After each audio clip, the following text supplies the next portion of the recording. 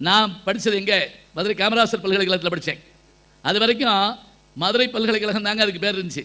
அந்த மதுரை பல்கலைக்கழகத்துக்கு மதுரை காமராசருடைய பெயரை சுட வேண்டும் என்று சொல்லி காமராசர் பல்கலைக்கழகம் என்று சூட்டிய பெருமை எம்ஜிஆர் அவர்களுக்கு தானங்க உண்டு.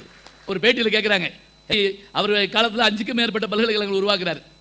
இவ்வளோ பல்கலைக்கழகங்களை உருவாக்குறீங்களே, என்ன விஷயம்னு கேட்குறாங்க. இலங்கையிலிருந்து வந்து கும்பகோணத்தில் தங்கியிருக்காங்க. சாப்பாட்டுக்கு கஷ்டமான நேரம். 3ஆம் கிளாஸ் பள்ளிக்கூடத்தில் வந்து ஒரு நாள் அண்ணனையும் அவரையும் கூட்டு வெளியே வர்றாங்க. கூட்டு வந்து எங்கே போகிறோம்னு கேட்குறாரு இவர். நாடகத்தில் நடிக்கிறதுக்கு உங்களை சேர்த்து விட போகிறோம். ஏன்?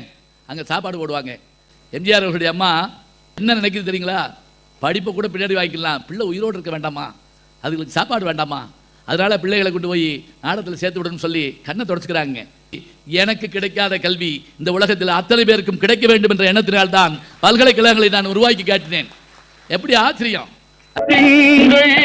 சுமந்தாளே பெருமைப்பட வேண்டும், கண்ணில் ஒரு துளி நீர் வந்தால் உலகம் அழ வேண்டும்.